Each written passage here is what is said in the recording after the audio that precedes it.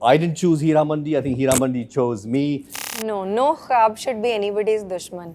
I'm a believer in dreaming and manifesting and making those dreams come true.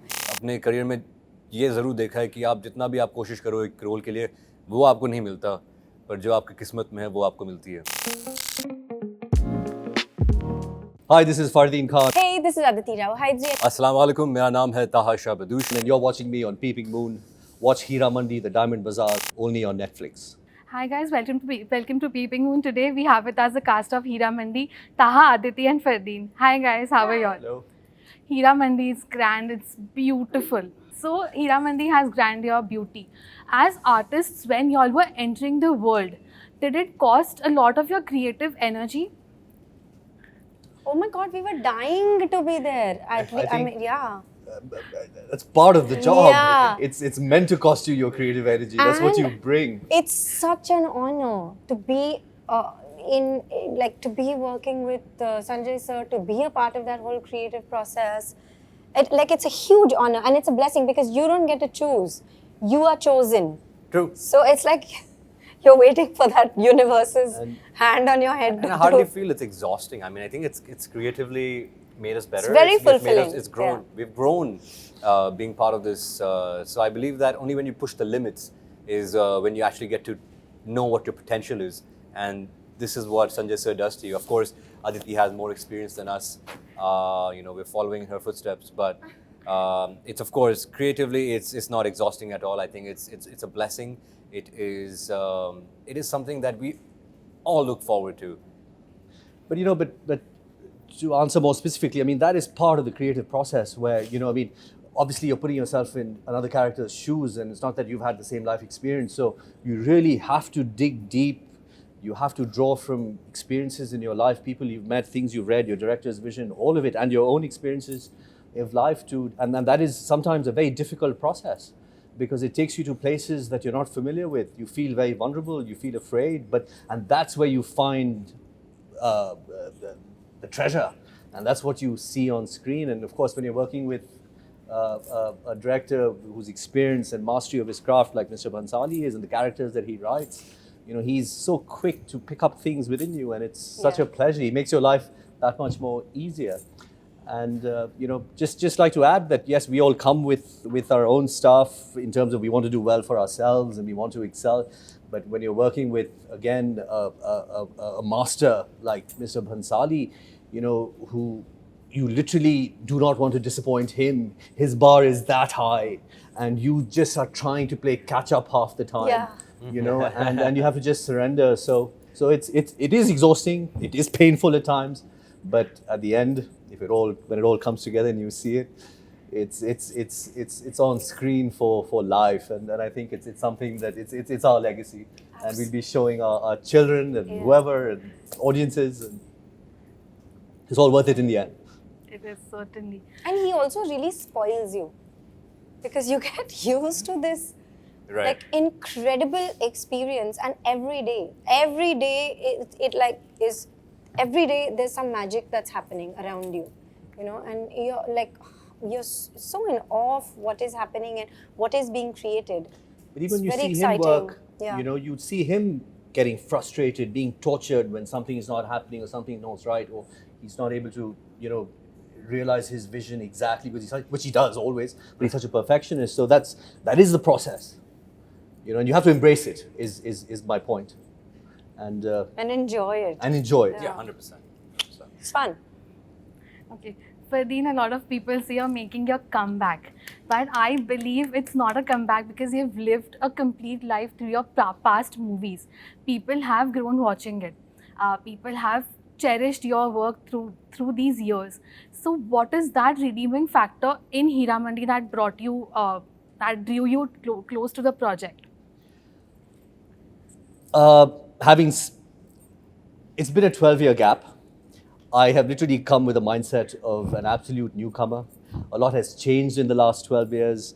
Of course, all of us actors have our own inherent fears and insecurities, and especially with a gap of 12 years, it multiplies that and compounds that a lot more. So yes, having said that, I didn't choose Heeramandi. I think Heeramandi chose me, for which I'm extremely grateful for the opportunity to work with Bhansali Productions and a master like Sanjay Leela Bhansali, and of course a platform like Netflix, which has revolutionized content and the way people consume content and the way stories are told, and just to have the opportunity. And I consider myself extremely lucky and grateful that uh, people still remember me for some of my works. It's when you're an actor and you've taken such a long break, sometimes it's easy to forget what you mean to people. And then for me especially, it's been very interesting because I mean after a gap of 12 years, I still, meet people now who say, hey, there was this scene in that movie that affected me on a personal level and meant this to me because they saw it at a certain age and this time has gone by and this character and this story meant something. So, as actors, sometimes you just think of it as entertainment, but there are certain films, there are certain characters that go much beyond that, and that's what sustains us. And I'm just grateful that I've had the chance to work with some wonderful filmmakers who've allowed me to do some characters that people still remember. And it's not something you can control or you can consciously do. And I thank my stars every day. I count my blessings, and I'm happy to be back at work. I have a job. I'm happy for my kids to see my work. I'm happy to be working with such wonderful people. So it's all good so far. I'm just thankful and grateful. That's it. Taha, you've been doing multiple projects, different genres, different characters. How difficult it is for you to keep reinventing with every new project? First of all, it's a blessing to be able to do different sort of characters. इस industry में अक्सर ऐसा होता है कि आपको stereotype किया जाता है. So to be blessed to be able to choose different roles, not choose, but the blessing of the Almighty, that certain roles come to you. क्योंकि मैंने अपने करियर में ये ज़रूर देखा है कि आप जितना भी आप कोशिश करो एक रोल के लिए, वो आपको नहीं मिलता, पर जो आपकी किस्मत में है वो आपको मिलती है. So I believe that it's not about being difficult. It's first of all being very grateful. The previous role that I did was in Taj, again with Aditi, which is again a big blessing. And I never expected to be working with her so soon. But we are again here together. And as far as difficulty in changing characters, it's really not about me. It's about the vision of the director. It's about the whole team that puts us in a different world. And as actors, I guess that you're very moldable and you're very malleable. You kind of adapt to the surroundings. So it's a process that takes a little bit of understanding. It takes vulnerability, and you just have to really surrender to the team, to the director, and their vision, and just believe in them. Not lock yourself up in a certain way. And to be very honest, I personally, I'm very bored of my own life. Right? I love being in different characters' lives. I think it's more fun, and so because it's more fun, I guess it's in a flow mode. So that's it. I think being different characters, all because of such an incredible team put together and the director. Aditi, there's a very important dialogue in Heeramandi. औरतों का ख्वाब ही सबसे बड़ा दुश्मन होता है. So do you believe that the mentality still exists? Whoa. No khab should be anybody's dushman. I'm a believer in dreaming and manifesting and making those dreams come true. And I think since we're talking about women, I think they have resilience, and I think they do it. And I think this is context. That dialogue is in a particular context. And I think that it holds a lot of value in that context. But I think for all of us today, we're really lucky because the world has changed and we are changing the world with our decisions. And I've always believed this, that if the power actually lies within you, and you are the sum total of the choices that you make, and that is what truly empowers you. not only as women, but as human beings. And that is the beauty of it. So, contextually, yes, and very poetic, and very, very beautiful, and very poignant. But today, I guess we're very lucky that we're in a different world. Because of those women, we can live out our dreams. Women are the givers of life. Yeah. And I mean, if they feel don't that dream. Women also sacrifice quite a lot, man. You know, compared to other people, women are willing to sacrifice a lot more. I think they have the greatest responsibility in the world. They give life. They give birth, And man. There Yeah, is they no give life. greater responsibility, no higher calling to life than that. So it's with reverence that I say that, you know, and it's something to be celebrated and you know, truly acknowledged for what it actually means. I mean, what would we men be or anyone be without the love and nurture and care of your mother? You know, nothing. Nothing. I mean, yeah, your father has his place, but Yeah. it's the mother who cradles you and holds you tight when on a tough day. I just this morning cried on my mother's shoulder, actually. Yeah. So, But it's true, and I think for like, and it's, you know, and we tend to kind of make these distinctions, you know, and say that only women can talk about things like this, but actually it's us as human beings who value what is truly valuable, and including, like, I think a filmmaker like Sanjay sir, the reason why so many people talk about his heroines and his female characters, but it is what you see on screen is also, it also comes from his own understanding of women and what value they hold in his life, which is what you see on screen. True. So yeah. True. In Heeramandi, politics and human empowerment shines through lavishness. So do you all see the show as an antidote to a judgmental society? And what? An antidote to An the antidote. judgmental Wow, society. I don't understand this question. And an antidote to a judgmental society. Yes. People, the society often judges. I got it. Understood. Judges courtesans, judges Yes, people understood. on a whole. So do you all think Heeramandi is an antidote to those people who judge a certain section? Actually, I wouldn't say antidote, but I would say that somebody like Sanjay sir making Heeramandi does put another lens to this whole world and to women in this, to the women in this world particularly, because he views them as artists, and he views them as actually very empowered women and courtesans. I know we have a colored understanding, and society has a very colored understanding of who they are and what position they held in society, but he has kind of presented them like geishas because that's what they were. And the fact that they had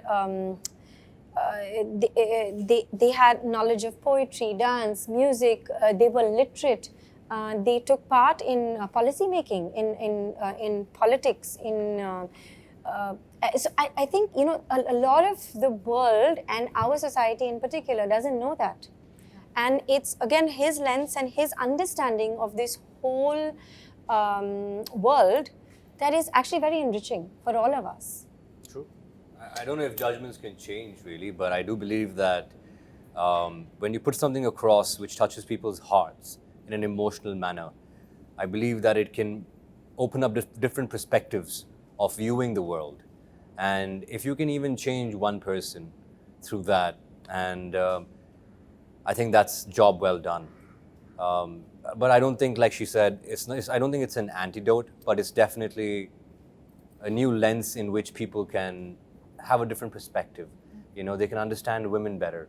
They can, and I'm not talking about just about courtesans. I'm talking about women in general, because many people have a limited understanding or a judgmental view of in certain societies. I believe that we are not like that. We are very, very blessed right now to be in such a day and age with the internet, with you know, with travel, and you're going around the world, and everything is so accessible now. You know that judgments and beliefs are all changing. So this is definitely something which is going to enhance that change. So yeah. It's it's a wonderful comment on where we've come from. So in so many ways, Heeramandi is a historical document because, I mean, Sanjay Sir and Moin, they've conceptualized it in a way where they've highlighted the glory days of Heeramandi. You know, so it's had its trajectory based on who was patronizing it. So the kings of the time, the rulers of the area, when they patronized it, it wasn't, you can't just see it purely in a sexual context. You know, it was known for poetry, dance, literature. There were these Nawabs and the royals of the time who actually sent their sons to be educated there in etiquette. So it wasn't a place purely to be seen as a place of disrepute. You know, I mean, it was carnal desire. yes, it was part of society. Of course, it was a different era, and of course, Heeramandi has gone through its phase, and today, of course, it's a shadow of what it used to be. And the British also played a huge part in what you call destroying it.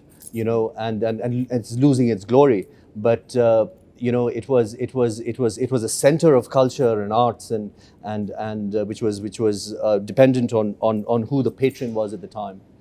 So it was a place where people, it was a club of sorts, where everyone hung out, interacted, and it just brought people together from all walks of life. It was almost like a tradition, Also right? somewhere, Yes. yeah, and also somewhere from Moin sir's writing and from the way that Sanjay sir has interpreted these lives, you know, like quite often we look at especially women, and especially women who are in this context, we speak of them in a very one-tone kind of way.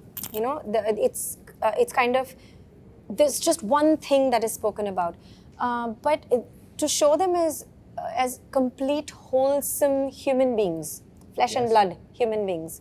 You know, that's what's really, really beautiful about it, and that comes from, again, his very expansive emotional like EQ and understanding of human beings and women and artists and this world.